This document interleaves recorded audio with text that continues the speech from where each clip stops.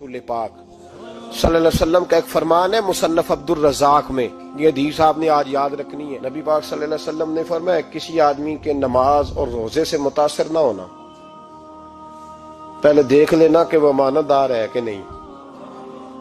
किसी के नमाज रोजे से मुतासिर नहीं होना, पहले देख लेना कि दयानतदार है कि देखना लोगों की जेबों पे कितनी नजरें डालता है। फरमाया बहुत सारे नमाज रोजे वाले धोखेबाजी करते हैं, दयानती न करें, अपने ओहदे का पास रखें, अपने मनसब का ख्याल रखें। ओहदे जिस जगह आप मौजूद हैं आपकी जिम्मेदारी है। मेरे रसूल पाक सल्लल्लाहु अलैहि वसल्लम ने फरमाया हर बंदा तुम में से निगरान है और जो उसकी रियाया है उसके बारे में उसने जवाब देना है। कभी भी बददयानती ना करें। हम लोगों का पहले एतमाद हासिल करते हैं, फिर उस एतमाद को ठेस पहुंचाते हैं। उसका नुकसान पता क्या होता है? दुनिया में सबसे कमजोर शख्स वो होता है जिस पर कोई एतबार नहीं करता। जिसका एतमाद जाया हो जाए वो आदमी बिखर जाता है। कभी भी धोखाधड़ी की पॉलिसी ना बनाए। हम लोगों से मुफादात लेने के लिए अपने रवैये मीठे करते हैं और जब काम निकल जाता है फिर हमारे रवैये बदल जाते हैं। ये धोखा है, ये बददयानती है। इसको अल्लाह रसूल ने पसंद नहीं किया। मेरे नबी पाक अलैहिस्सलाम ने फरमाया जिसमें तीन बातें पाई जाए वो तो मुनाफिक है। अगरचे उलमा कहते हैं यहाँ मुनाफिक इत्कादी मुराद नहीं, मुनाफिक अमली मुराद है, लेकिन हुजूर ने फरमाया मुनाफिक है। या रसूलल्लाह कौन? फरमाया वो बंदा जब बात करे तो झूठ बोले, जब वादा करे तो मुखालफत करे, जब अमानत रखी जाए तो बददयानती करे। ये तो बंदा मुनाफिक है। हजरत अबू नूर अलैहिर्रहमान ने लिखा है, फरमाते हैं महमूद गजनवी का दौर था तो एक आदमी महमूद गजनवी के पास ना अपना केस लेके आया, मुद्दई बन के आया। उसने कहा बादशाह मेरा केस बड़ा निराला है। बादशाह सलामत ने कहा वो किस तरह? कहने लगा ये मेरे पास एक थैली है, मैं ना सफर पे जाने लगा तो ये थैली पूरी हीरों की भरी हुई। फलां इलाके के जो काजी साहब है ना, मैं जाती दफा मैं कहीं सफर पे जा रहा था तो मैं उनके पास छोड़ गया कि रास्ता लंबा है, कहीं कोई मुझसे छीन ना ले, हीरों की भरी हुई थी। कुछ दिनों के बाद मैं वापस आया हूं, काजी साहब ने मुझे थैली वापस की है तो इसमें हीरों की बजाय खोटे सिक्के निकले। अब मैंने काजी साहब से कहा है तो काजी साहब तो मेरे गिरेबान तक आते हैं, वो कहते हैं बता कहीं से फटी है, खुली है? वो जिस तरह टांके लगा के तूने सी थी उसी तरह लगे हुए हैं कि नहीं? तो हुजूर लगे भी बिल्कुल उसी तरह है, ना फटी है ना खुली है। अब मैं लुट गया हूं, मेरी कुल उम्र की कमाई जाया हो गई, खोटे सिक्के कहां और हीरे कहां? तो मेहरबानी करें और आप की बारगाह में अल्लाह रसूल के नाम पर हलफ देता हूं कि मैं हूं बिल्कुल सच्चा। महमूद गजनवी कहने लगे तू जा, थैली छोड़ जा और जब मैं तुझे बुलाऊंगा फिर दोबारा आना। वो शख्स चला गया। महमूद गजनवी उठे, दरबार बर्खास्त किया, लोगों से कहने लगे चले जाओ, मैं 3 दिन के लिए सैर करने जा रहा हूं, 3 दिन के बाद लौटूंगा। अकेले जब रह गए ना महमूद दरबार में तो महबूब ने छुरी मंगाई। वो जिस तख्त पे बैठते थे वहां गद्दा बिछा हुआ था, ये गद्दा पड़ा है ना, वो गद्दा बिछा हुआ था। महमूद ने छुरी के साथ उसको फाड़ डाला और छुरी जेब में रखी निकल गए। कहने लगे मेरे बाद कोई मेरे दरबार वाले इहाते में दाखिल ना हो। महमूद चले गए। अब वो सफाई करने वाला जब आया ना, उसने आके देखा तो गद्दा तो फटा हुआ है। उसने शोर डाल दिया, पहरेदार भी आ गए, फलां साहब भी आ गए, फलां साहब। उसने कहा ओ खुदा के बंदो उसका गद्दा फट गया है, वो तो मार डालेगा। उसने कहा था सिवाय सफाई और निगरानी वाले के दूसरा आए कोई ना, और यहाँ आया भी कोई नहीं। पहले दिन ही फटा हुआ है तो लटका देगा सबको, क्या करें? शोर हो गया, सारे दरबार के मुलाजिमीन इकट्ठे हो गए। एक बंदा बोला, कहने लगा फिक्र ना करो, मैं कैसे बंदे को जानता हूं, इस तरह सिएगा कि जिसने फाड़ा होगा उसे भी पता नहीं चलेगा कहां से फटा था। ऐसा बेहतरीन रफू करेगा कि पता भी। उसने कहा यार हम सारे एक महीने की तनख्वाह देते हैं, तू बंदा बुला। वो बुला लिया उसको, उसका नाम मोहम्मद रफू घर था। वो आया, उसको गद्दा दिखाया, उसका यार इस तरह सीना पता ना चले। उसने कहा फिक्र ही ना करो, मैं बड़ा कारीगर हूं। बड़े बड़े कारीगर लोग नहीं हमारे मुल्क में पाए जाते, कोई निशान छोड़ते हैं पीछे? बड़े कारीगर का पैसे होने चाहिए, बड़े बड़े कारीगर बंदे। आप यकीन करें ऐसा ऐसा फलसफा, ये उम्रा इबादत है ना, सरकार दो आलम सल्लल्लाहु अलैहि वसल्लम की बारगाह की हाजिरी बड़ी नेमत है ना।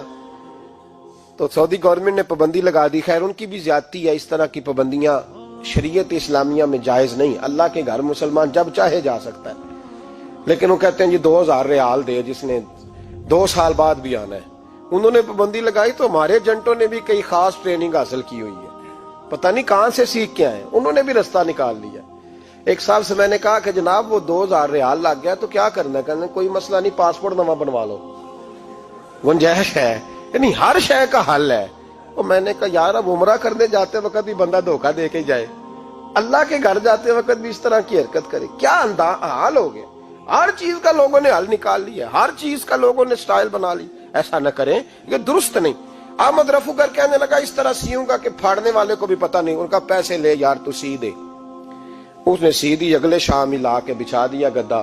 تیسرے دن بادشاہ سلامت آئے، آ کے پہلی نظر گدے پہ ڈالی، اس نے بلایا سب ملازمین کو، کہا کس نے سیا ہے؟ کہا جناب کیا ہوا؟ کہا یہ پھٹا ہوا تھا۔ کس نے؟ کہا نہیں پھٹا ہی نہیں۔ وہ کہنے لگے بنو مت، میں خود پھاڑ کے گیا تھا۔ تو بتاؤ صحیح سیا کس نے ہے؟ کہا جناب آپ پھاڑ کے گئے تھے تو بتایا کیوں نہیں؟ فرمانے لگے اسی لیے تو بتایا نہیں تھا کہ تم خود تحقیق کر لو، بلاؤ بتاؤ سیا کس نے۔ تو بلا لیا، احمد رفو گر آ گیا۔ اس کو جب بلا کے سامنے بادشاہ کھڑا کیا، کہا بھئی تو نے سیا ہے؟ کہنے لگا حضور آپ کے سارے ملازم کٹھے ہو کے آئے تھے، میری غلطی کوئی نہیں۔ کہا نہیں یار تو بڑا کاریگر ہے، میں نے اپنے ہاتھ سے پھاڑا تھا پر مجھے بھی نہیں پتا چل رہا کہاں سے پھٹا تھا۔ اچھا یہ بتا یہ تھیلی جو ہے یہ بھی تو نے سی تھی؟ اس نے کہا جی آپ کے خادم کا ہی کارنامہ ہے، وہ فلانے علاقے کے قاضی صاحب آئے تھے، اس میں سے ہیرے نکال کے تو کھوٹے سکے بھرے تھے، تو مجھے بھی تھوڑا سا حصہ ملا تھا۔ محمود نے سارے گواہ بھی اکٹھے کر لیے، ثبوت بھی اکٹھے کر لیے۔ پھر قاضی کو بلایا، پہلے سارے ثبوت اور گواہ کیس حل کر لیا۔ پھر ہمارے ہاں یہ حال ہوتا ہے کہ مدعی 2-3 ہفتے کے بعد خود ہی ہاتھ باندھ جاتا ہے، کہنا تسی میری جان چھڈو، مجرم پھڑو پاوے نہ پڑھو۔ وہ کہتا ہے مجھے معافی دو، میں رہا۔ ظلم ہے نا، ظلم زیادتی ہے کہ جو بیچارہ اتنے سوال مجرم سے نہیں ہوتے جتنے مدعی سے ہوتے ہیں۔ اب یقین کریں اتنے سوالات ہوتے، بیچارہ ہف جاتا ہے۔ یہ طریقہ درست تو نہیں، ایک لٹ گیا اور دوسرا طرح طرح کے سوالوں کے جواب دیتا پھرے بیچارہ۔ سارے ثبوت اکٹھے کر کے قاضی صاحب کو بلایا، تنہائی میں لے جا کے محمود غزنوی نے کہا قاضی صاحب آپ سے غلطی ہو گئی، غریب آدمی تھا، وہ لٹ گیا ہے، اس نے تو بڑی مشکل سے کچھ ہیرے جمع کیے تھے اور اس کی کل کائنات تھی، تو آپ اس کا مال اسے دے دیں، بات ختم۔ قاضی صاحب کہنے لگے آپ مجھ پہ الزام لگا رہے ہیں، سوال ہی نہیں پیدا ہوتا۔ آپ میری داڑھی دیکھیں، آپ میرا اعزاز دیکھیں، دنیا جانتی ہے میں اس کا۔ قاضی صاحب انسان بھول ہی جاتا ہے، بندہ بھول جاتا ہے، غلطی ہوگی، مال نے کہا نہیں سب۔ کہا میں تنہائی میں پوچھ رہا ہوں، میں اس وقت پوچھ رہا ہوں جب دوسرا موجود کوئی نہیں، آج توبہ کر لے، میں کچھ نہیں کہوں گا، تو میری زبان پہ اعتبار کر، تجھے پتا ہے میں جو کہتا ہوں اس پہ عمل بھی کرتا ہوں، باز آ جا۔ پر قاضی نے کہا نہیں میری غلطی کوئی نہیں۔ محمود نے پھر بڑے دربار میں بلا لیا، مجمع عام میں۔ مہلت کے دنوں میں جو توبہ کر لے وہ بچ جاتے ہیں، لیکن لوگ رسوائیوں کے دنوں میں پھر واپس لوٹتے ہیں اگلا گھر دیکھ کے، پھر حالات اور طرح کے ہو چکے ہوتے ہیں۔ جب بڑے دربار میں قاضی کو بلایا، بھائی تو مانتا ہے کہ نہیں؟ اس نے کہا نہیں۔ تو کہا بلاؤ احمد رفو گر کو۔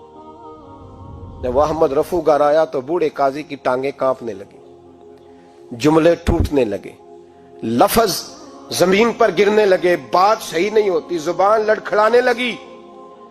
محمود کہنے لگے قاضی میں نے تجھے کہا تھا وہاں مان جا بات، اب بڑے دربار میں بول۔ تو جب قاضی صاحب کی گردن خود بخود جھک گئی تو دنیا سمجھ گئی، کہا نکل جا میرے دربار سے۔ محمود بولے نکل جا، اتنی تجھے عزت دی، اتنی بڑی تنخواہ دی، قاضی بنایا، اور یہ چھوٹی سی رقم کے لیے، تھوڑی سی رقم کے لیے تو بددیانت ہو گیا، چل چلا جا، نکل۔ قاضی دربار سے نکلا تو لوگ لعنتیں برسانے لگے۔ کل جو دکانیں چھوڑ کے سلوٹ کرنے آتے تھے وہ کہنے لگے اس کی عمر دیکھو، اس کے کام دیکھو، دیکھو اس نے کیا کیا۔ گھر گیا، بچے جن کے لیے پاپ کمایا تھا، جنہاں لی تو پاپ کمائے ہن کتھے نہیں ہو تیرے کر دے۔ وہ بچے کہنے لگے ابا جی ہم تو سکول مدرسہ جانے کے قابل نہیں رہے، امید تھی کہ بیوی ساتھ دے گی۔ وہ کہنے لگی میں میکے کیسے جاؤں گی، گلی کی عورتیں طرح طرح کی باتیں بناتی ہیں۔ اور بھائی کامیابیوں کے بڑے سربراہ ہوتے ہیں، کوئی کامیاب ہو جائے تو سارے کہتے ہیں میری سپورٹ سے ہوا ہے، ناکامیاں ہمیشہ یتیم ہوتی ہیں، ناکامیوں کا کوئی سربراہ نہیں ہوتا۔ جب تک تو قاضی تھا تو بڑے بات تھی، ہر بندہ کہتا تھا رشتہ دار ہے، رسوائی ہو گئی تو وہ تیری آنکھ ہو یا سنگ ملامت کی چبھن، کون پہنچا ہے میرے درد کی گہرائی تک، دور شہرت میں تو یاروں نے کیا یاد بہت، ساتھ آیا نہ کوئی کوچے رسوائی تک۔ اور میاں صاحب کہنے لگے ساری عمر ہی آٹا گد ہے، میں لکھاں کیتے نہیں پیڑے، اب وقت آیا ہی تے محمد بخشا کوئی نہیں ہوں بیٹھا نیڑے، حالات ہی بدل گئے۔ قاضی خاموشی سے اندر چلا گیا، اپنی رسوائی سمیٹ کے بستر پہ لیٹا، نہ روٹی کی بھوک لگی، نہ پانی کی پیاس لگی، نہ نیند آئی، ساری رات تڑپتا رہا۔ سویرے گھر والوں نے دروازہ کھولا تو روح پرواز کر گئی تھی، دنیا چھوڑ گیا۔ حضرت ابو النور علیہ رحمہ بولے، فرمانے لگے یاد رکھو کبھی بددیانتی نہ کرنا، کبھی۔ یہ تو محمود غزنوی کی عدالت تھی، قیامت میں رب کریم کی عدالت لگے گی۔ اور فرمایا وہاں تو گواہی دینے والا احمد رفو گر تھا، قیامت میں تو تمہارے اپنے ہاتھ پیر گواہیاں دیں گے، ہمارا اپنا وجود گواہی دے گا۔ اور فرمایا یہاں تو لانتے دنیا دار برساتے تھے، وہاں فرشتے ہوں گے۔ اور قاضی کو تو موت آ گئی تھی، قیامت میں تو دوبارہ موت بھی کوئی نہیں آئے گی، وہاں تو رہنا ہے اور سہنا ہے۔ بددیانتی معاشرے میں، اتنی بددیانتی ہر جگہ۔ اس معاشرے کا بھی کچھ بنے گا جہاں دوائی بھی خالص نہ ملے، جہاں دوائی میں بھی بددیانتی ہو۔ لوگ اپنے بچے کو آکسفورڈ یونیورسٹی میں پڑھانے کے لیے غریبوں کے بچوں کے رگوں میں جو دوائی اتارے وہ بھی 2 نمبر۔ اتنا بڑا بھی کوئی بددیانت معاشرہ ہوتا ہے کہ لوگ یہاں تک دھندا کریں، یہاں تک کہ لوگ لوگوں کی زندگیوں سے کھیل جائیں اور ہمیں احساس تک نہ ہو کہ کوئی مر جائے گا، کوئی ڈوب جائے گا، کیا بنے گا۔